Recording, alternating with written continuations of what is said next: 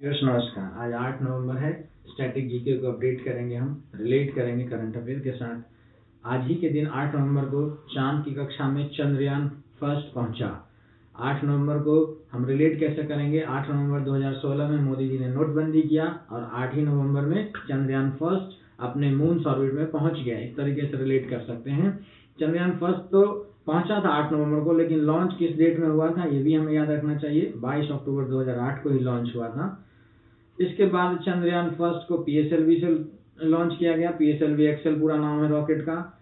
साथ ही साथ चंद्रयान 2 की भी बात करेंगे। चंद्रयान 2 जो है 22 जुलाई 2019 में लॉन्च किया गया। इसको GSLV से लॉन्च किया गया। अब हम बात करेंगे इसके बाद इसरो ने इसको लॉन्च किया। इसरो की स्थापना दिवस मैंने पहले भी बताया है, 15 अगस्त 1969, 15 अगस्त 1969। मैं ये ध्यान रखता हूँ कि जो चीज़ मैंने पहले बता रखा है उस चीज़ों का धीरे धीरे रिवीजन भी करवाता रहूं ताकि आप भूलें नहीं चीज़ों को। अब इसरो का यहाँ पर जो चेयरमैन है, अभी अध्यक्ष हैं वर्तमान में, कुछ दिन पहले चेंज हुए हैं तो हमें याद करना जरूरी है। अभी S सोमनाथ इसके अध्यक्ष हैं। 10 बहाने करके ले गए दिल। कैसे?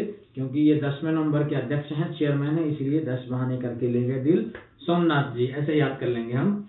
अब इसरो के बारे में सबसे पहले हम बात करते हैं। इसका पहला रॉकेट लॉन्चिंग स्टेशन का नाम क्या है? इसका पहला रॉकेट लॉन्चिंग स्टेशन का नाम है, शॉर्ट में पहले बता रहा हूं फिर लॉन्ग फॉर्म में जानेंगे, TERLS। T से थुम्बा, E से इक्वेटोरियल, R से रॉकेट और L से लॉन्चिंग और S से स्टेशन। ये 1963 में इसका गठन हुआ था, 1963 में।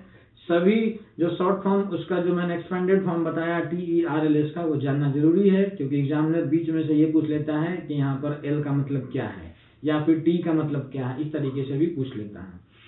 क्या वर्तमान में अभी भी TERLS का नाम वही है? नहीं, अब नाम इसका हो गया विक्रम साराभाई स्पेस सेंटर।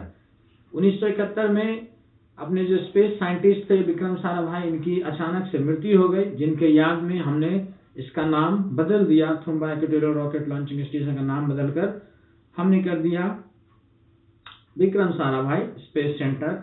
वर्तमान में ये केरला के तिरुवनंतपुरम में है। और कब बदला गया ये भी पूछा जाता है। 1971 में इसका नाम बदला गया, 1971 में। उसी टाइम पर इनका डेथ भी हुआ था, तो ऐसे हम रिलेट करेंगे। और भी कोई रॉकेट लॉन्चिंग स्टेशन है? जी हाँ, सतीश धवन स्पेस सेंटर एक रॉकेट लॉन्चिंग स्टेशन है जो कि वर्तमान में अभी ये अपना श्रीहरिकोटा आंध्र प्रदेश में है। इसके बाद कुछ करंट अफेयर्स जोड़ते हैं। क्या कोई नया रॉकेट लॉन्चिंग स्टेशन भारत में बन रहा है या अभी 2 ही है? तो जी हाँ, नया रॉकेट लॉन्चिंग स्टेशन बन रहा है जिसका नाम है कुलशेखरापत्तनम, जगह का नाम है, वहीं तमिलनाडु में है ये। और वहां पर तीसरा रॉकेट लॉन्चिंग स्टेशन पे काम चल रहा है।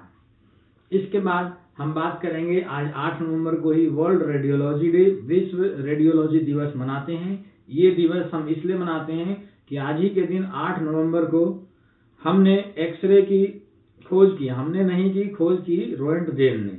रोएंटगेन एक जर्मन फिजिसिस्ट थे, जर्मन के भौतिक शास्त्री थे। एक्स का मतलब, गणित में जब हम किसी चीज का नाम नहीं जानते तो एक्स रख देते हैं, उसी तरीके से रोएंटगेन ने एक किरण की खोज की जिस किरण का नाम उनको पता नहीं था, इसलिए उन्होंने एक्स रख दिया।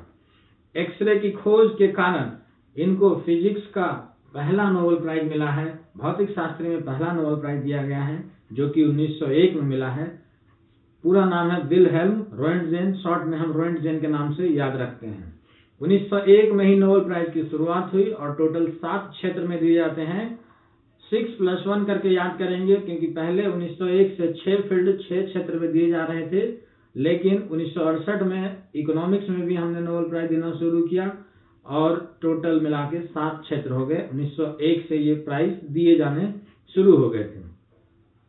हर साल 10 दिसंबर को ये नोबेल प्राइज दिया जाता है क्योंकि 10 दिसंबर को ही अल्फ्रेड नोबेल की मृत्यु हुई थी। आज के लिए तो इतना ही है, लेकिन ऑफिशियल लैंग्वेज के बारे में हमने आपको प्रॉमिस किया था कि हम डेली 2-3 कुछ ना कुछ इंपॉर्टेंट बात उस पर चर्चा करेंगे। तो ऑफिशियल लैंग्वेज में मैंने 343 अनुच्छेद के जो 3 क्लॉज हैं, तीनों के बारे में पहले बताया है आपको। अब आज बात कर लेते हैं अनुच्छेद 344, आर्टिकल 344, 344 में ये कहा गया है कि संसद का ऑफिशियल लैंग्वेज के लिए अपना आयोग और समिति होगा। मतलब पार्लियामेंट का ऑफिशियल लैंग्वेज के लिए खुद का कमीशन और कमिटी होगा 344 में।